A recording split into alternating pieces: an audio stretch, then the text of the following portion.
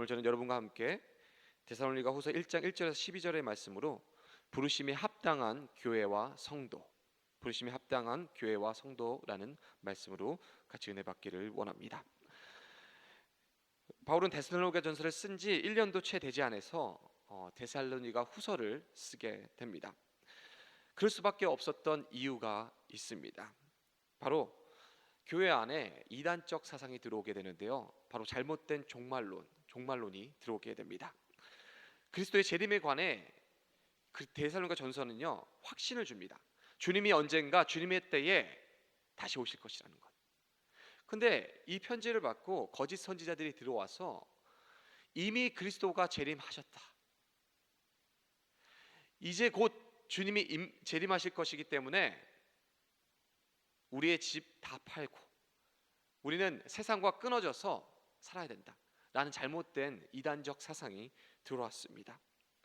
그 나쁜 소식이 그 교회 가운데 있었습니다. 물론 이 데살로니가 교회는요, 좋은 소식도 있었습니다. 오늘 본문에 보면 믿음이 점점 자라나고 사랑이 풍성하고, 근데 이 가운데서도 끊임없이 이 사탄은요, 교회를 흔들고 교회에게 어려움을 주기 위해서 찾아옵니다.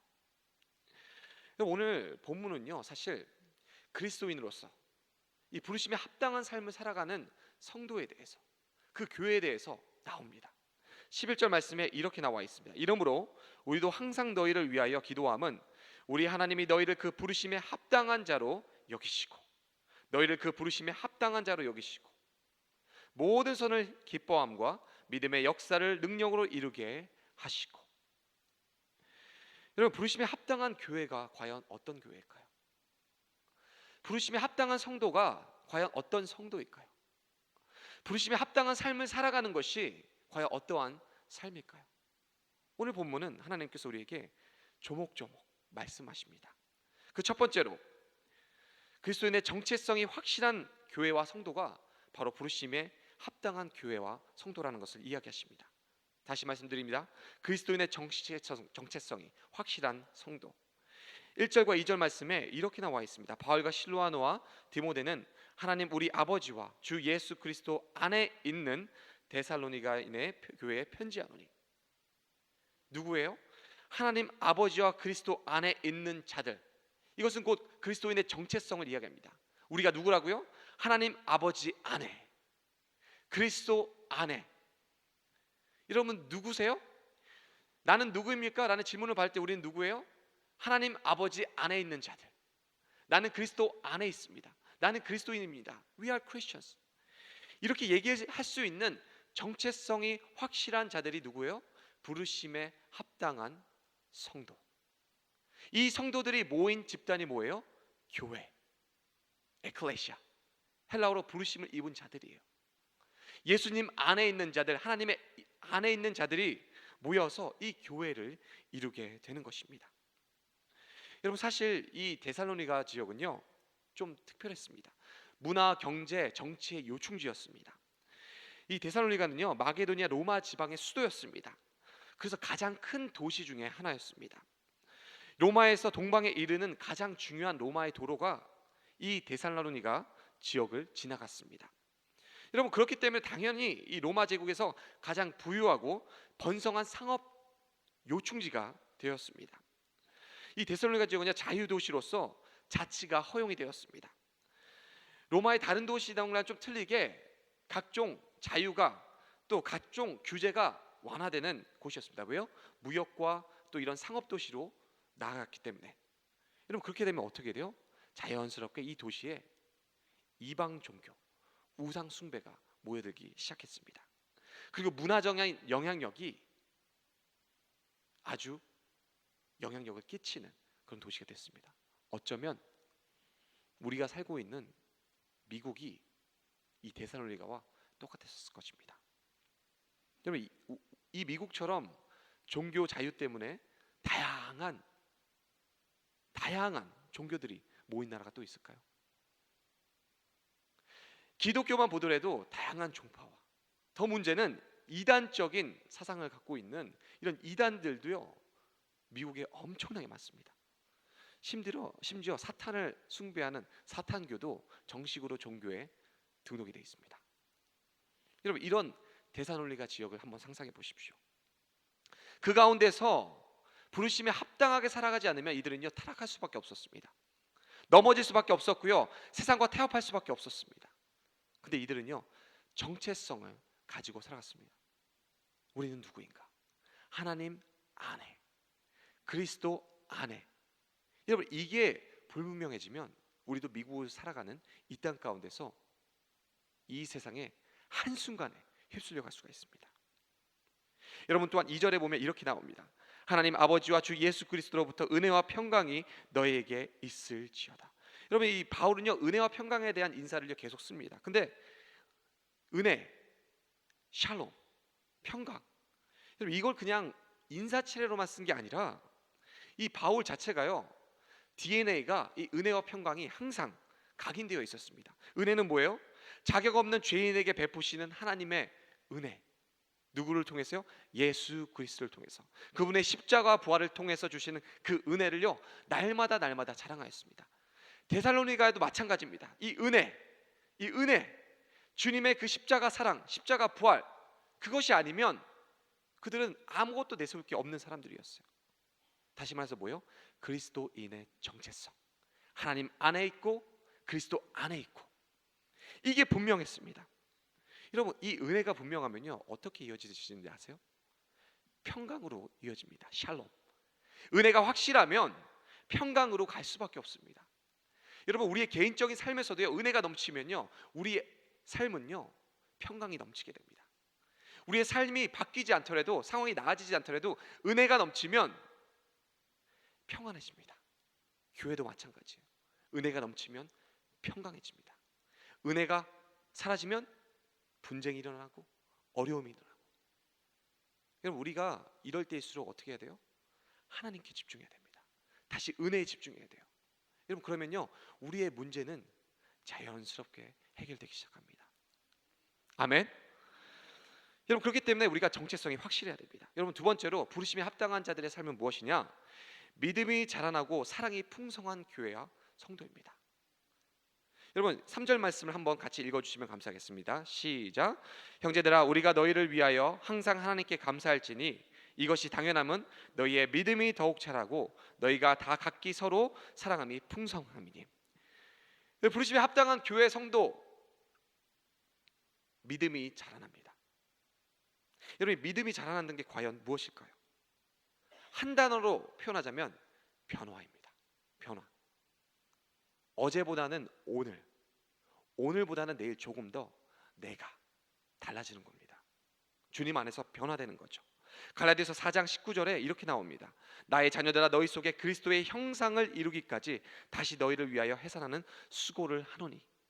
하나님은요 하나님의 백성들을 통해서, 하나님의 제자들, 사도들을 통해서 계속 무슨 일을 하시는지 아세요?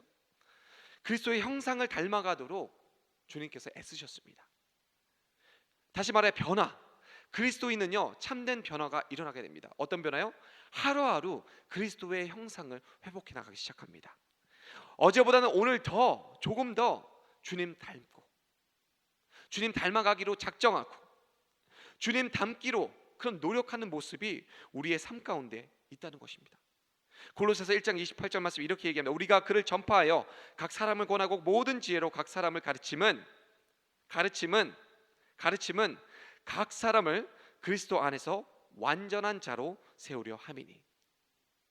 여러분 완전한 자가 어떻게 되어가는 거예요? 그리스도를 닮아갈 때, 주님 닮아갈 때, 주님의 모습이 나올 때 우리는요 그리스도의 형상이 회복되어지고, 그리고 주님 안에서 완전한 자의 모습을 갖춰가게 되는 것입니다.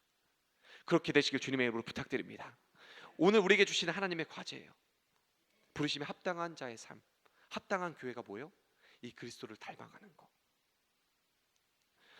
변화가 있어야 됩니다. 여러분 그러면요 자연스럽게 오늘 말씀처럼 사랑이 풍성해져요. 사랑이. 데살로니가 교회에는요 이단적인 사상도 들어왔고, 종교적 박해도, 우상 숭배자들도 많이 들어왔고, 또 문화의 요충지이기 때문에 아마 자유주의도 많이 들어왔을 겁니다. 그 가운데서 정체성을 잃어버리지 않았던 거, 주님 안에 있었고, 또 그리스도의 형상을 닮아가려고 애썼고, 또 주님의 사랑이 풍성했습니다. 서로 다른 모습이 있을지라도, 차이점이 있을지라도 함께 주님 안에서 연합하고 주님 안에서 함께 나아가는 교회다운 모습이 있었습니다. 우리가 주님 닮아가기 시작하면요, 이런 사랑의 향기가 나타날 수밖에 없습니다. 그리고 그것을 보고 그 향기를 보고 맡고 이 세상은 반응할 수밖에 없습니다. 여러분, 세 번째로 부르심에 합당한 교회와 성도가 누구냐, 무엇이냐? 4절에 이렇게 나옵니다. 4절 말씀 함께 읽습니다. 그러므로 너희가 견디고 있는 모든 박해와 환난 중에 너희 인내와 믿음으로 말미암아 하나님의 여러 교회에서 우리가 친히 자랑하노라. 여러분, 부르심에 합당한 교회 성도는 누구냐? 바로 이 고난을 견디고 주님께 집중하는 교회와 성도입니다. 아멘. 여러분, 고난은요 누구에게나 찾아옵니다. 고난은요 성경에 보면 죄로 인해서 발생도 됩니다. 그런데 많은 경우 이 고난은요 그 한 사람, 하나님의 사람, 그 사람을 훈련시키고 단련시키고 정금같이 나오기 위해서 이 고난의 도구를 하나님께서 사용하십니다. 어쩌면 우리가 이 땅을 바라보고 살아갈 때 하나님이 고난을 주셔서 하늘, 그 천국 소망을 바라보기도 하시고요, 우리가 연약한 성품이 있었다면 이 고난을 통해서 굳건한 성품으로 하나님께서 탈바꿈하시기 위해서 우리 고난을 허락하시고요, 역경과 막서 씨름하고 어려워하는 그 성도들을 위로하기 위하여 우리가 고난이라는 것을 경험하게 하셔서 그들에게 찾아가기도 하십니다. 우리의 믿음을 연단하고 인내를 만들어주며 더 성숙한 온전한 사람으로 되기 위하여 하나님이 때로는 고난이라는 것을 허락하십니다. 그렇기 때문에 우리는 이 고난이 주어질 때, 이 고난을 통해서 우리가 점점 예수님 닮아가는 모습이 있을 때 우리는요 이 고난을 견딜 수가 있게 되는 것입니다. 하나님의 섭리 가운데 주어지는 이 고난은요 축복입니다. 여러분, 고난을요 너무 고난만 묵상하지 마십시오. 우리 삶 가운데는요 문제들이 계속해서 찾아오게 됩니다. 여러분, 근데 이 문제를 바라보게 되면 어떤 문제가 일어나는지 아세요? 하나님이 점점 작아지게 됩니다. 하나님이 작아지게 되면 우리의 문제는요 크게 보이게 됩니다. 근데 이게 반대로 점점 하나님이 크게 보이게 되잖아요. 그럼 우리의 문제는 어떻게 돼요? 점점 작게 됩니다. 하나님이 크게 보이게 되면 우리에게 오는 문제는 더 이상 문제가 아니게 돼요. 왜냐하면 우리는 하나님 안에 있고 우리의 정체성이 확실해지잖아요. 주님 안에 있기만 하면 이 문제는 더 이상 문제가 아니에요. 왜요? 이 문제는 우리에게 고난을 통한 하나님의 놀라운 은혜의 어쩌면 선물이 될 수 있기 때문에 더 이상 문제가 아닙니다. 더 이상 문제가 아니에요. 어떨 때요? 하나님이 크게 보일 때. 여러분과 저의 삶 가운데 문제가 있잖아요. 우리 교회 문제가 있잖아요. 답은 간단합니다. 하나님을 크게 보십시오. 하나님께 집중하십시오. 하나님의 은혜를 사모하시고 예수 그리스도의 십자가와 그 복음을 붙잡고 가면 우리 안에 있는 그 문제들은 점점 작게 될 거예요. 근데 왜 문제가 크게 보여요? 하나님은 크게 보지 않고 점점 이 문제만, 내 안에 있는 그 어려움만, 내 안에 있는 고난만, 고통만 보게 되기 때문에 하나님이 점점 작게 보게 되는 거예요. 이 시대에 어쩌면 우리의 삶 가운데 필요한 것은 하나님을 경외하는 그 경외함의 회복인 것 같습니다. 우리가 하나님을 온전히 두려워할 때, 온전히 경외할 때 우리에게는요 놀라운 삶이 이어지게 될 것으로 확신합니다. 오늘도 주님이 우리에게 말씀하세요. 부르심에 합당한 교회, 부르심에 합당한 삶을 살아가라고. 여러분, 저는 굉장히 지금 은혜 충만합니다. 왜냐하면 단기 선교를 갔다 왔기 때문에 그렇습니다. 과테말라에 가니까 아무것도 볼 게 없어요. 그냥 칠흑같이 어둠에 묶여있는 그 땅 가운데 우리가 가서 뭐 했는지 아세요? 하루에 한 2-3시간씩 예배 드렸습니다. 하나님의 이름을 높여드리고 하나님을 찬양하고. 그러니까 놀라운 일들이 벌어지기 시작해요. 저희가 유스 아이들 데려갔는데 불평을 안 하기 시작하는 거예요. 보통 한 며칠 지나가면 미국은 얼마나 편합니까? 과테말라 얼마나 불편해요. 제가 배드버거도 많이 물려왔거든요. 여러분, 고난과 역경의 연속이었는데 여러분 은혜가 충만하니까 불평이 사라지더라고요. 그래서 어떻게 했는지 아세요? 예배만 계속 드렸어요. 그리고 간증 계속 나누고. 그랬더니 여러분 놀라운, 이 유스 아이들은요 불평 많이 하거든요. 얼마나 편안해. 온실 속에 화초에 자라났던 이 애들이 그곳에 매연 맡으면서 정말 산골짜기를 정말 1시간씩 올라가면서, 그런데도 불평을 안 해요. 왜요? 은혜가 충만하니까. 이거구나. 이제 우리에게 우리의 삶 가운데, 개인의 삶 가운데 필요한 거. 저는 이번 단기 선교에서 제가 은혜를 제일 많이 받았습니다. 하나님이 저에게 말씀하셨어요. 나를 크게 보라고. 사실 그게 선교지 내내 하나님이 저에게 묵상하게 하신 말씀이었어요. 나를 크게 보면 더 이상 문제는 문제가 아니다.